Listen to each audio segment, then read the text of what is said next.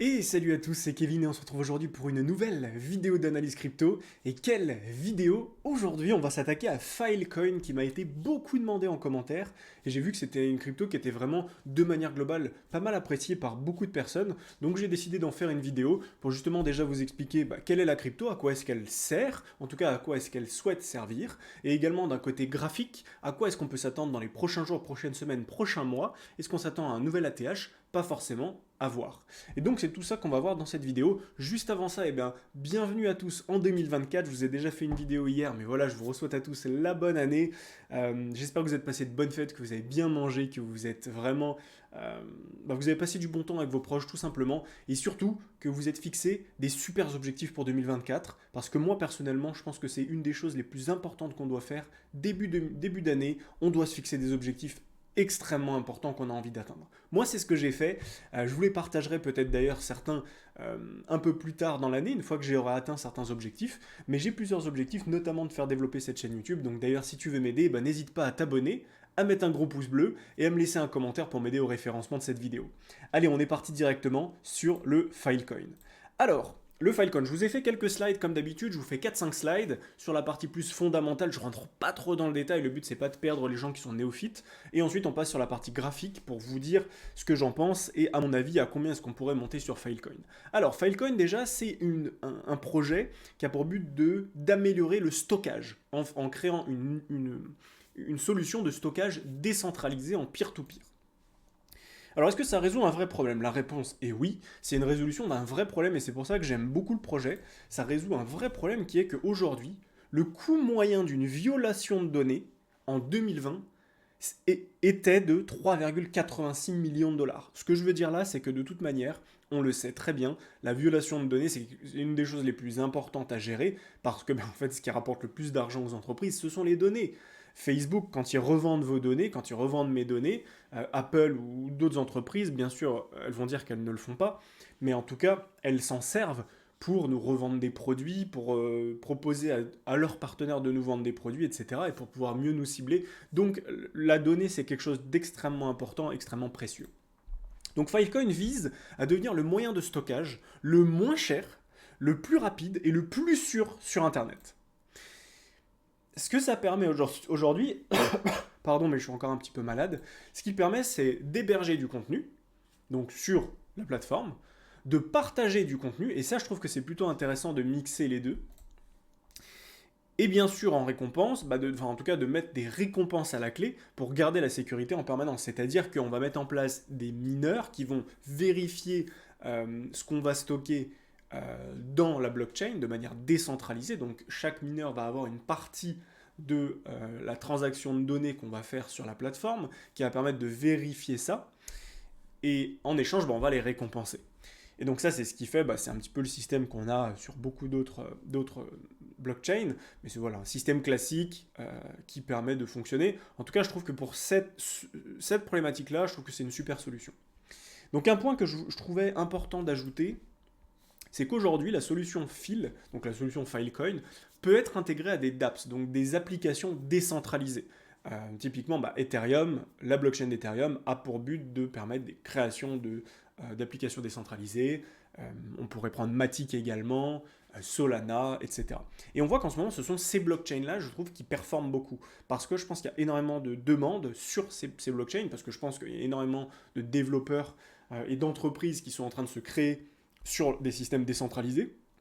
Et donc je pense, vu qu'on voit vraiment de plus en plus de demandes concernant les blockchains spécialisées pour la création de dApps, que dans un second temps, il pourrait y avoir une grosse demande concernant la sécurisation des données justement de ces dApps, parce que les blockchains sur lesquelles ces dApps sont créées ne sont pas spécialisées là-dessus. Et c'est pour ça que le fait que la solution de Filecoin puisse être intégrée à ces dApps, je trouve ça vraiment vraiment pertinent, parce que ça pourrait permettre une adoption de masse, et donc forcément une utilisation de Filecoin beaucoup plus importante qu'elle ne l'est aujourd'hui.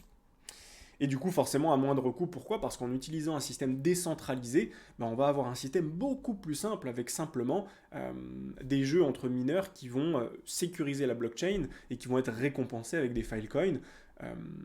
Et quand on voit le coût des transactions qui sont vraiment très faibles et qu'on voit d'autres solutions centralisées aujourd'hui pour sécuriser les données, plus le support client, etc. C'est vraiment des coûts qui sont monstrueux.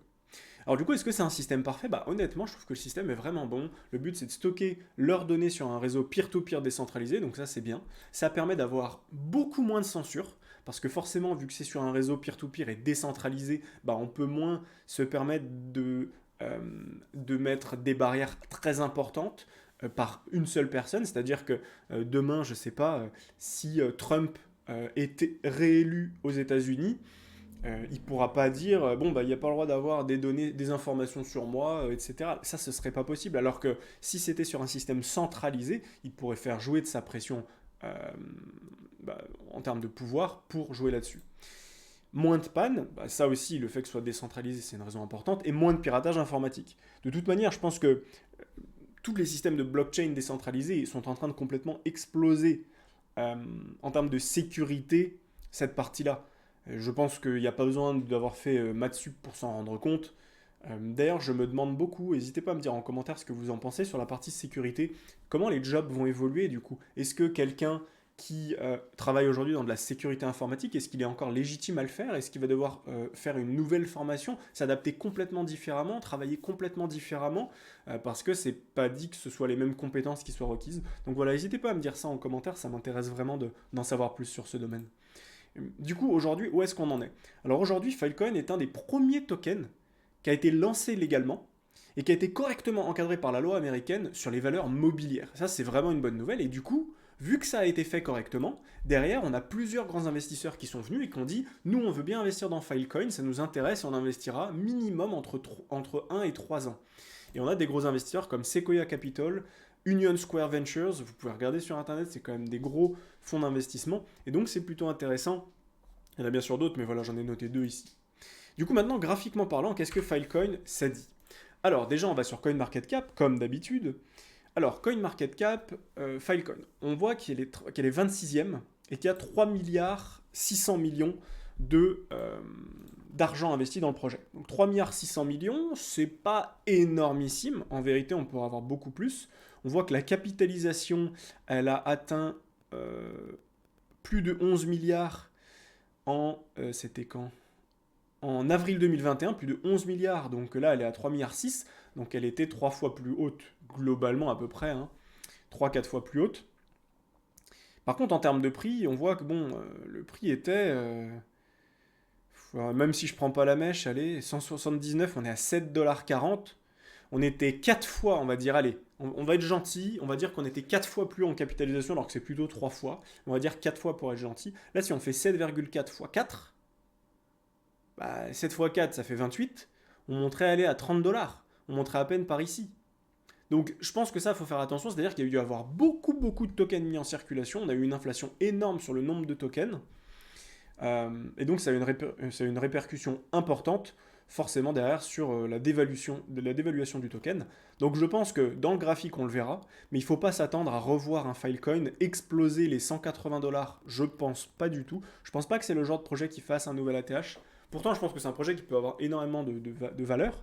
Mais ce que je veux dire c'est que déjà, si on a le projet qui passe de 3,6 milliards. Enfin, si on a déjà le projet qui passe de 3,6 milliards d'investis à 36 milliards d'investis ou 40 milliards, donc plus de x10, on passerait de 7 $ à 80 $. Donc globalement par ici.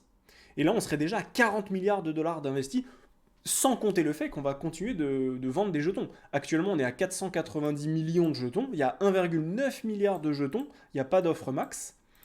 Et donc si on avait tous les tokens qui étaient mis en vente aujourd'hui, on ne serait pas à 3,6 milliards, on serait à 14,5 milliards.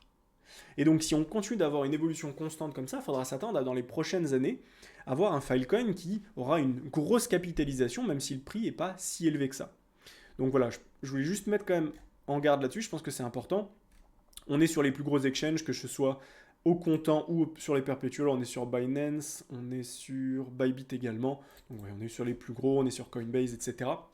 Donc pas de problème sur ça. Maintenant, direction le graphique. Oui, juste avant ça, je voulais regarder la supply, c'est important. Alors, si on regarde depuis un an, déjà on le voit hein, que c'est plutôt... Donc on va prendre, allez, depuis un an, on va prendre ici tac, on voit qu'on a eu une évolution quand même de 35-36%, c'est quand même pas mal. Alors c'est pas énorme, mais c'est quand même pas mal. Si on prend depuis le dernier point haut sur Filecoin, alors le Filecoin, on a dit que c'était avril 2021, début avril 2021, tac tac tac, on va se mettre, c'est où? Depuis le dernier point haut d'avril 2021, c'était à peu près ici, on a fait 660% d'inflation. C'est-à-dire qu'on a distribué 660% de tokens en plus. Et on le voit ici, hein, on est passé de 60... Alors c'est combien les chiffres? Ça fait beaucoup là. Hein. Ça fait 64 345 000 à 489 152 000. Donc on a vraiment fait plus 660%, ce qui est vraiment énorme. Donc forcément que derrière, en termes de prix, bah, le prix s'est pété la gueule. On le voit ici, on a dû avoir énormément de tokens mis en vente ici. Ça change pas que la distribution s'est faite de la même manière, c'est-à-dire on a trouvé un top, première baisse, on rebondit, deuxième baisse. Et ça, c'est très souvent que ça arrive. Je pense que si on fait notre point haut, notre point bas, on a eu un retest des 0,382, voilà, parfait. Et donc ça, typiquement, on a 0,382, on reteste, ça tient dans ce sens-là. Et en fait, c'est la même chose que quand on fait une hausse. C'est-à-dire que quand vous avez une hausse, globalement, vous avez un cours qui va... et ça, c'est important de le comprendre, vous avez un cours globalement qui va faire de l'accumulation, ensuite qui va se mettre à monter. Et quand on a une grande hausse comme ça, par exemple, quand on a un pic de descente et qu'on remonte, tac, globalement, ce qu'on fait, on prend le point bas, le point haut, et on voit si le cours a maintenu les 0,382 en weekly. Si ça a maintenu, ça a fait une mèche et que ça a clôturé au-dessus, et que derrière on continue de monter, parfait, ça continue. Et on peut avoir un nouveau point haut. Donc on a une continuité haussière, on appelle ça une continuité haussière. Par contre, si ça casse les 0,382, il y a peu de chances qu'on ait de la continuité haussière. On va plutôt avoir un rebond, puis après une nouvelle baisse. Et bien là, en fait, c'est exactement la même chose, mais dans l'autre sens. C'est-à-dire que la continuité, elle n'est pas baissière, elle n'est pas haussière, elle est baissière. C'est-à-dire qu'on a une baisse, un rebond. Est-ce que ce rebond nous annonce qu'on est reparti to the moon, etc. Bah non, parce qu'on n'arrive pas à casser les 0,382, on reclôture en dessous, derrière on se fait rejeter, et derrière, recontinuité baissière. Là, on n'a pas trop de Fibo à tracer. En fait, le seul Fibo qu'on pourrait tracer, c'est de prendre le point le plus bas, le point le plus haut. Et globalement, déjà se dire que si on n'avait pas d'inflation, sur un token classique sans inflation, on voudrait investir là-dedans. Donc là, on voit qu'effectivement, bah, le token elle est beaucoup plus bas. Donc maintenant, ça nous intéresse pas trop parce que nous, on sait qu'il y a eu énormément d'inflation sur le nombre de tokens. Donc on va regarder simplement le graphique. Ce qui nous intéresse ici, c'est quoi? Bah, c'est qu'on voit hein, tout simplement que là, on a une zone énorme de support, colossale, dans laquelle on voit qu'il y a des rebonds qui sont importants. Tout ici, hein, on voit vraiment qu'on a énormément de support. Et là, on voit qu'à nouveau, on a beaucoup de support avec énormément de volume. On le voit ici. Alors là, on avait eu un genre d'exit, je sais pas trop. On a eu beaucoup de volume ici, peu importe. Mais là, on voit on est vraiment dans des zones basses, beaucoup de volume, des volumes qui s'accroît, tout là-dedans. Là, ici, on n'a pas beaucoup de volume. Et là, à nouveau, paf, des volumes qui augmentent quand on monte. Donc ça, c'est plutôt une bonne nouvelle. Je pense vraiment ici qu'on a beaucoup de potentiel sur Filecoin. Potentiellement, on peut quand même beaucoup encore attendre. On peut monter bien sûr tout de suite et faire comme ça, accélérer. Je pense qu'on sera vite stoppé, mais en tout cas, je pense vraiment que Filecoin, tout dans cette zone verte, et on est encore dedans, c'est une très bonne zone d'achat. Bien sûr que quand on regarde ça, on se rend compte qu'effectivement, on a des points bas ici sur Filecoin. Si on prend ça, hop, on a un point bas ici. On a un point bas ici. On a un point bas ici. Tac, je vais remettre ça correctement.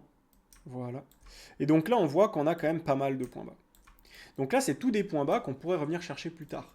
Alors, est-ce que maintenant, on va venir les chercher et faire entre moins 60 et moins 70%? Bah, c'est quelque chose qui est possible. Déjà, dites-vous bien que si jamais on n'a pas d'acceptation des ETF, ça, c'est un scénario qui arrive dans quelques jours. Quelques semaines, on a une explosion à la baisse et tout le monde se fait déchirer la gueule. Ça paraît impossible aujourd'hui, et d'ailleurs, c'est pas ce que je privilégie du tout. Je dis simplement que c'est pas pour l'instant sûr et certain que les ETF sont acceptés, ça a l'air d'être quasiment le cas, mais on ne sait jamais. Si jamais les ETF ne sont pas acceptés, je pense qu'on aura un gros ici, une grosse mèche dégueulasse sur BTC et sur toutes les altes, parce que beaucoup de gens sont en train de rentrer ici à levier, je trouve, sur BTC et sur les altes. Beaucoup de gens s'excitent, donc attention si jamais on a une mauvaise nouvelle. Maintenant, si jamais on a une bonne nouvelle sur BTC et que BTC continue de monter, bah, on voit déjà que BTC a surperformé la plupart des alts. Donc BTC pourrait continuer de performer un peu, faire 5, 10, 15, 20% de hausse. D'autres alts, certaines vont péter, d'autres non, vont continuer de faire quelque chose comme ça, ranger un peu, monter encore un peu, venir chercher peut-être ce stop. Mais globalement, pas faire des montées énormes. Venir chercher ce stop, ça me paraîtrait complètement logique au-dessus des 11,30$. Donc on a au-dessus des 9,55$ et ensuite au-dessus des 11,40$. Donc on va se les noter ici. Tac. Tac. J'essaie d'être précis quand même. Hop. Voilà. Et là, ici. Ok, nickel. Donc on a deux zones de TP ici pour les gens qui sont dedans. Je pense qu'on ira au-dessus des 9,50$. Et ensuite, on aura une zone au-dessus des 11,30$. Ça me paraît déjà être une zone intéressante. Maintenant, si on prend le dernier mouvement baissier, donc on prend ce dernier mouvement baissier là, et qu'on prend notre point haut, tac, notre point bas, on a la zone des 0,382 ici au 12,29$, puis la zone de Fibo entre 0,618 et 0,118,6. Honnêtement, ça m'étonnerait vraiment pas que Filecoin vienne du coup dans cette zone ici.